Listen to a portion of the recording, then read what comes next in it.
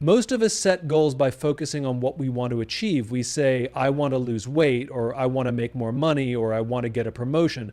But those are just outcomes. They're results. And if we focus only on the result, we miss the bigger picture. The question we should be asking ourselves before setting any goal is, why? Why do I want this? What is driving me? What is the deeper reason behind the goal? Because when we have a clear why, we don't just chase goals, we commit to them. Think about the difference between two people trying to get in shape. One says, I want to lose 20 pounds. The other says, I want to be healthy so I can have the energy to play with my kids and be around for them as they grow up. Who do you think is more likely to stay committed when motivation fades? The person who has a why. Our why gives us resilience. When things get tough, and they will, it's not discipline alone that keeps us going. It's not willpower. It's the purpose behind the goal that drives us forward. Companies operate the same way. The most successful organizations don't just tell people what they do or how they do it. They inspire people by starting with why. Apple doesn't sell computers. They challenge the status quo and empower creativity. Martin Luther King Jr. didn't give the I have a plan speech. He gave the I have a dream speech. People don't follow leaders because of what they do. They follow them because of why they do it. So when we set goals for ourselves, we have to ask the same question. If your goal is to advance in your career, why? Is it for prestige? Is it for money? Or is it because you want to create a lasting impact in your field? If your goal is to save more money, why? Is it just to have more? Or is it so you can create freedom and security for your family? Without a clear why, goals become empty checkboxes. We might achieve them, but they won't fulfill us. We might reach the finish line, but we won't feel any different. Because the truth is, success isn't about reaching a goal, it's about the journey, and that journey is only meaningful when it's guided by purpose. When we start with why, we don't just set goals, we build a life of meaning, a life where we wake up excited, not just for what we do, but for why we do it. Too often, we approach life as a series of transactions. We give something, and we expect something in return. We help a colleague because we hope they'll help us later. We network at an event, thinking about what we can gain from the people we meet. We spend time with people only when it's convenient or when there's a clear benefit. But the most successful, fulfilled, and truly influential people in the world don't think this way. They don't approach relationships as a give and take equation.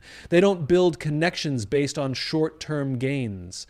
Instead, they invest in real, meaningful relationships. Relationships built on trust, respect, and genuine care. Think about the leaders you admire most, the ones who inspire loyalty, the ones people would go to battle for. They don't win people over through transactions. They do it by making people feel valued. They do it by putting relationships before results. Because in the long run, it's not the deal you close, the title you earn, or the bonus you get that defines your success. It's the people who stand beside you when things get tough. Take any great company. You'll find that their culture is the defining factor in their success. It's not just about having the best product or the most aggressive sales strategy. It's about how the people within that company treat each other. Do they support each other? Do they have each other's backs? Do they work together because they care or because they feel obligated? We see this in teams that thrive. The best teams aren't just a collection of talented individuals. They are groups of people who trust each other, who support each other, and who want to see each other succeed. They don't just share tasks, they share a mission, a purpose, a deep understanding that success isn't an individual achievement. The same applies to personal relationships, friendships, marriages, partnerships. These don't thrive when they are built on keeping score. No relationship survives when one person constantly asks, "What am I getting out of this?" The strongest relationships are built on a mindset of giving without expecting. The moment we start treating people as transactions is the moment we lose sight of what truly matters. Great leaders, great friends, great partners, they all have one thing in common. They make people feel seen. They make people feel heard. They make people feel heard. They don't just show up when they need something. They show up because they care. They check in without an agenda. They give without asking for a return. And because of that, when they need help, when they need support, when they need people to stand with them, they never have to ask. People will be there. The irony is that when we prioritize relationships over transactions, we actually gain more in the long run. Doors open, opportunities appear, trust is built, influence grows. But it's never because we went looking for it. It's because we built something deeper, something real. Most of us are conditioned to think in terms of winning and losing. We set goals with a finish line in mind. We chase promotions, financial milestones, personal achievements, as if success is a game with a final score. But the truth is, life is not a finite game. There is no final whistle, no trophy ceremony that marks the end of our journey. The moment we think we've won, we realize there's always another challenge ahead, another opportunity, another mountain to climb. The problem with a finite mindset is that it traps us in short-term thinking. Companies with a finite mindset focus only on quarterly earnings and immediate shareholder returns rather than long-term sustainability. Employees with a finite mindset chase job titles rather than building real expertise. Leaders with a finite mindset worry about being right instead of focusing on what's best for their team. In the end, finite thinking may lead to short-term gains, but it almost always results in long-term failure. The most successful people, the most resilient leaders, the most impactful organizations, they play the infinite game. They understand that there is no finish line. They are not chasing a final victory. They are committed to continuous growth, adaptation, and reinvention. Think about the difference between a company that is built for longevity versus one that is built for short-term profit. The companies that survive for decades, sometimes centuries, are the ones that put purpose before profit. They don't measure success by stock price alone. They measure it by the impact they make and the legacy they leave. Apple, for example, has never been about selling the most phones. They have always been about challenging the status quo and thinking differently. That's an infinite mindset. Now, apply this to your own life. If your goal is just to make more money, what happens when you hit that number? If your goal is just to get a promotion, what happens when you reach that position? Too often, we set goals that are finite, and once we achieve them, we feel lost. Because the truth is, fulfillment doesn't come from reaching a destination. It comes from continuing the journey. An infinite mindset allows us to approach challenges differently. When we embrace an infinite mindset, setbacks are not failures. They are part of the process. A lost deal, a rejected proposal, a failed venture, these aren't reasons to quit. They are reasons to learn, adjust, and keep going, because the game is still being played. This mindset also changes how we lead. Finite-minded leaders compete against others. They want to be the best, and they measure their success in comparison to someone else's failure. Infinite-minded leaders, on the other hand, compete against themselves. They ask, how can I be better today than I was yesterday? They focus on progress, not victory. They understand that their real challenge is not to be better than someone else, it's to become the best version of themselves. When we shift from a finite to an infinite mindset, everything changes. We stop chasing empty wins. We stop obsessing over short-term rewards. Instead, we build something greater, something that lasts. Most people think of leadership as authority, a position, a title, a place at the top of an organizational chart. But true leadership has nothing to do with power and everything to do with responsibility. It is not about being in charge. It is about taking care of those in our charge. And the single most important quality that defines great leadership is empathy. Empathy is not about being nice. It's not about avoiding conflict. It's not about making people feel good all the time. Empathy is about understanding. It is about taking the time to see the world through someone else's eyes, to understand their fears, their struggles, their motivations. It is about creating an environment where people feel seen, heard, and valued.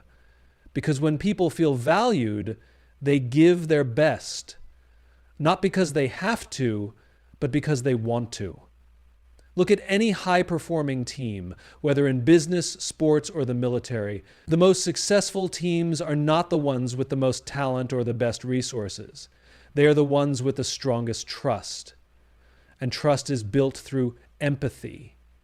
When people know that their leader genuinely cares about them, they are willing to give more, sacrifice more, and work harder, not because they are forced to, but because they believe in the mission and in the people around them.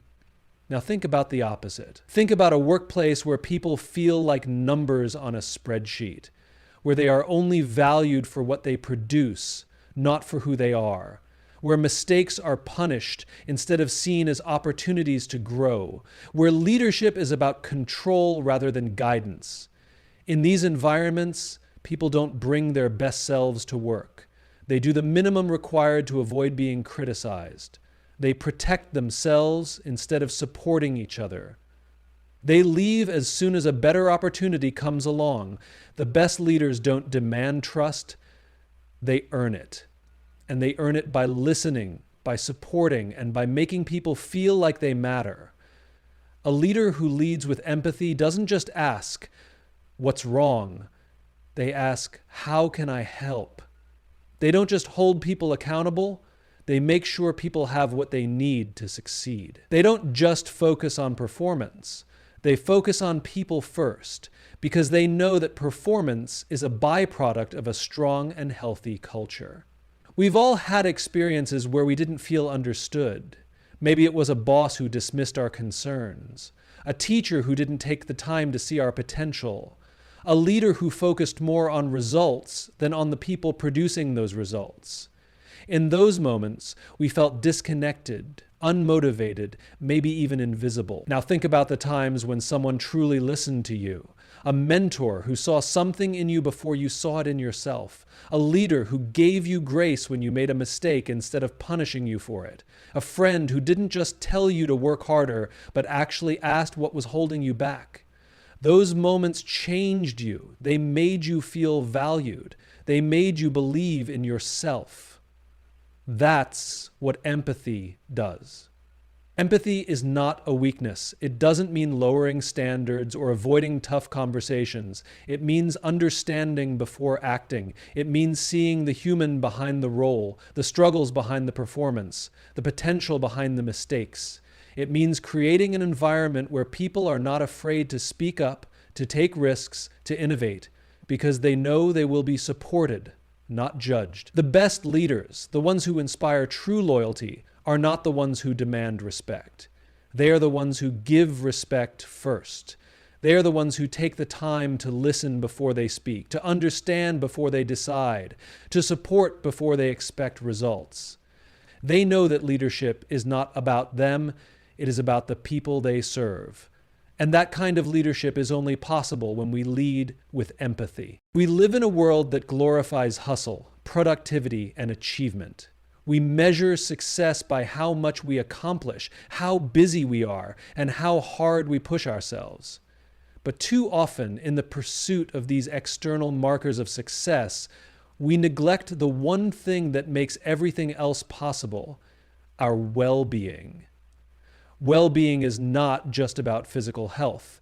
It is about mental, emotional, and even spiritual health. It is about ensuring that we are not just surviving, but thriving. Because what good is success if it comes at the cost of exhaustion, burnout, or unhappiness?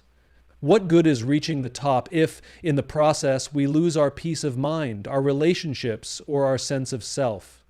The problem is that prioritizing well-being requires intentionality. In a culture that rewards busyness, it is easy to put our health, both physical and mental, on the back burner. We tell ourselves we'll get more sleep once we finish this project. We promise to take a break after we reach our next goal. We convince ourselves that stress is just part of the process, that exhaustion is a badge of honor. But the reality is, when we don't take care of ourselves, everything else suffers. Our productivity declines. Our creativity diminishes. Our ability to make good decisions weakens. We become more reactive, more irritable, less capable of handling challenges. We might tell ourselves that pushing harder is the answer, but often what we actually need is to pause, to recharge, to refuel. Prioritizing well-being means recognizing that rest is not a luxury, it is a necessity. Just as athletes must recover after intense training, our minds and bodies need recovery to perform at their best. It means understanding that sleep is not wasted time. It is the foundation of focus, resilience, and long-term success. It means setting boundaries, saying no when necessary, and protecting our energy instead of giving it away without thought. But well-being is not just about resting. It is also about nourishing ourselves in every way possible. It is about movement, fueling our bodies with the right food, and taking care of our physical health. It is about feeding our minds, reading, learning, seeking inspiration, surrounding ourselves with people who uplift and challenge us. It is about emotional well-being, processing our emotions, letting go of negativity, practicing gratitude, and cultivating inner peace. One of the greatest misconceptions about prioritizing well-being is that it slows us down, that if we take time for ourselves, we will fall behind. But in reality, the opposite is true. The most effective leaders, the most innovative thinkers, the most successful people are not the ones who grind themselves into exhaustion. They are the ones who understand that taking care of themselves allows them to perform at their best. The greatest asset we have is ourselves, our energy, our focus, our creativity, our resilience. These are the things that allow us to achieve, to lead, to make an impact. And if we neglect them, we are not just hurting ourselves, we are limiting our potential. Prioritizing well-being is not selfish. It is not a sign of weakness. It is not an excuse to do less. It is a strategy for doing more, for sustaining success, for living a life that is not just productive, but also fulfilling. Because in the end, true success is not about how much we achieve, it is about how well we live. We live in a world that often teaches us to look out for ourselves first. We are told to negotiate for the best deal, to maximize our own success, to ensure that we get what we deserve. And while there is nothing wrong with ambition or pursuing success, the most fulfilled, impactful, and respected people are not those who take the most. They are the ones who give the most. Giving is not about charity or grand gestures. It is a mindset. It is about recognizing that true success, true fulfillment, and true influence come not from hoarding wealth, power, or resources, but from contributing, supporting, and lifting others up. It is about realizing that the greatest value we can create in life is not in what we take, but in what we give. Think about the people you admire most, the leaders, the mentors, the role models who have made a difference in your life. Chances are they were not people who were only focused on themselves. They were the ones who invested in others, who shared their knowledge, who offered their time, who gave without expecting something in return. They understood that the more you give, the more you grow. Yet in a world driven by transactions and self-interest, giving can feel counterintuitive. We worry that if we give too much, we'll be taken advantage of. That if we help others, we will fall behind. That if we don't prioritize our own gain, we will miss out. But the truth is, the people who give the most, whether it's time, knowledge, kindness, or resources, are the ones who ultimately achieve the most. Because giving creates trust. It builds relationships. It opens doors. It fosters goodwill. And when we give without expecting anything in return, we create an environment where people want to support us, collaborate with us, and help us succeed. This applies in every aspect of life.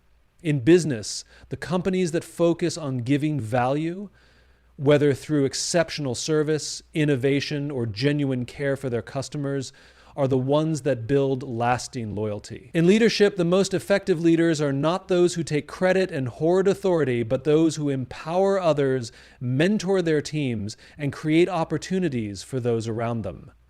In friendships and relationships, the strongest bonds are built not through keeping score, but through generosity, selflessness, and an abundance mindset. And giving is not just about material things. It is about giving attention, giving encouragement, giving support. Sometimes the most valuable thing we can give someone is simply our time, our patience, our ability to listen. A single conversation, a word of encouragement, an act of kindness, these can change someone's life in ways we may never even realize. The irony of giving is that when we do it selflessly, without expecting anything in return, we almost always receive more than we ever imagined.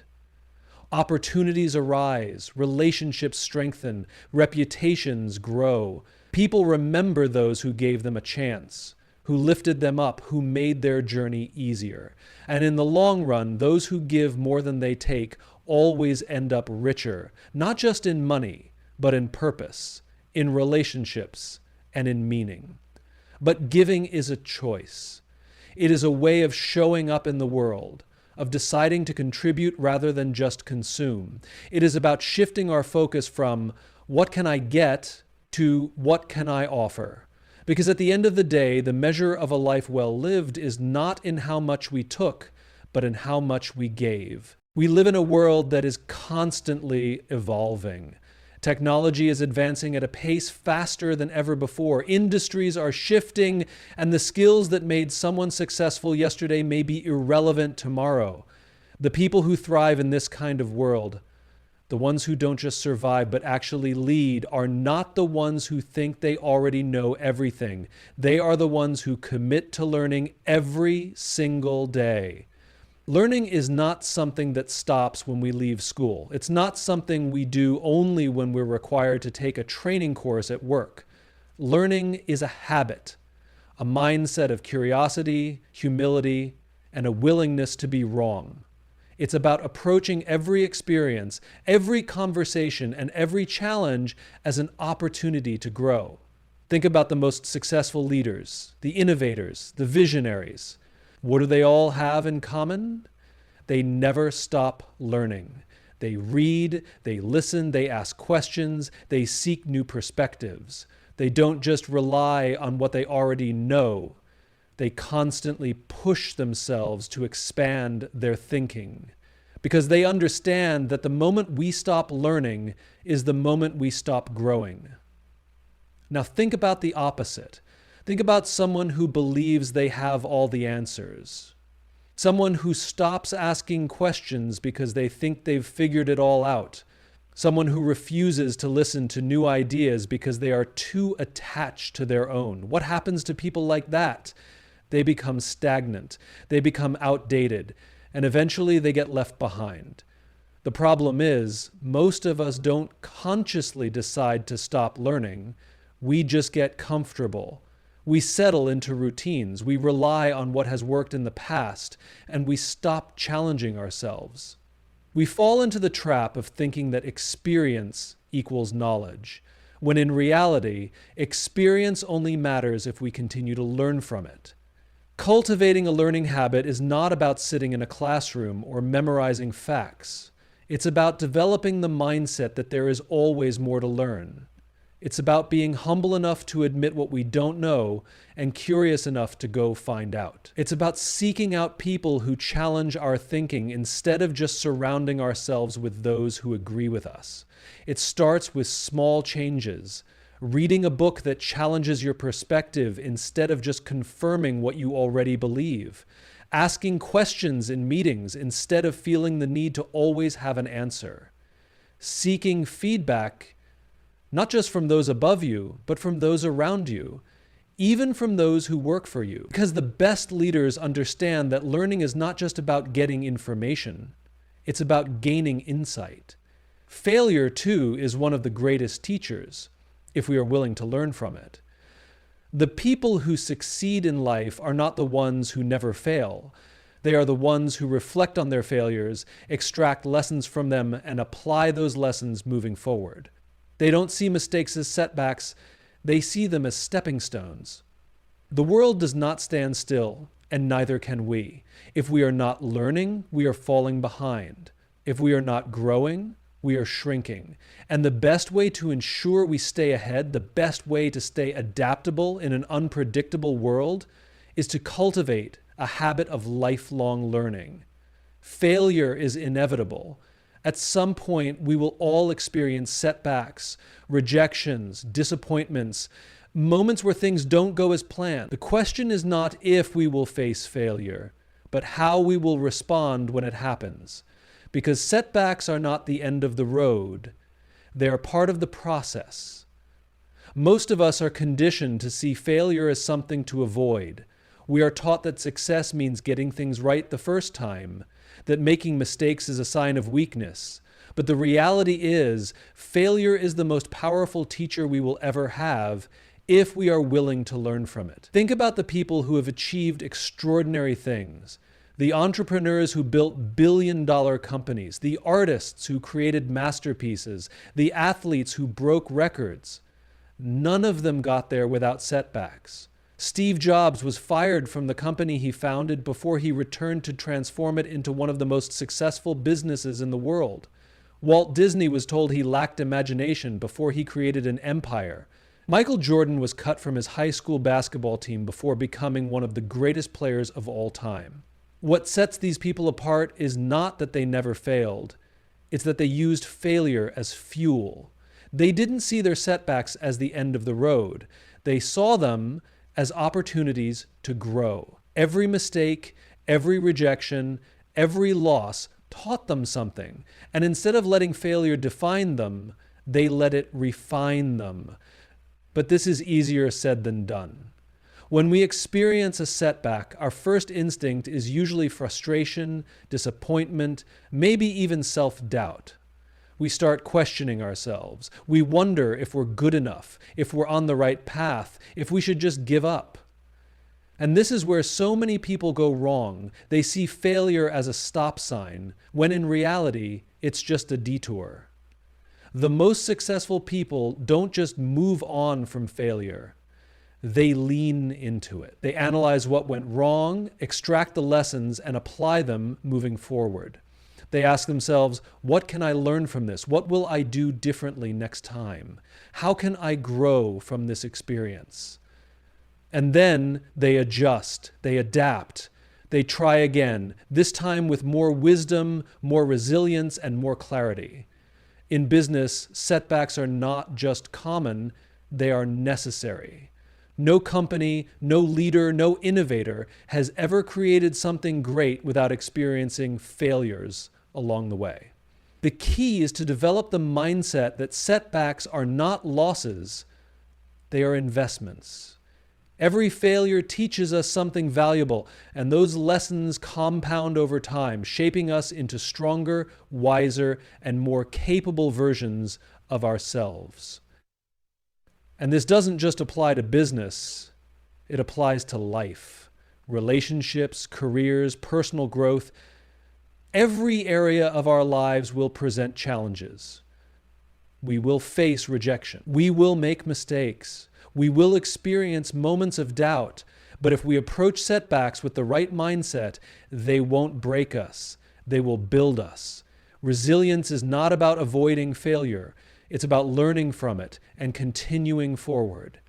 It's about embracing the fact that growth comes through struggle, that progress comes through setbacks, that wisdom comes through experience. And the people who achieve the greatest things in life are not the ones who never fall. They are the ones who get back up every single time and keep going. The goals we set for ourselves are more than just resolutions. They are commitments to becoming better, stronger, and more fulfilled versions of ourselves.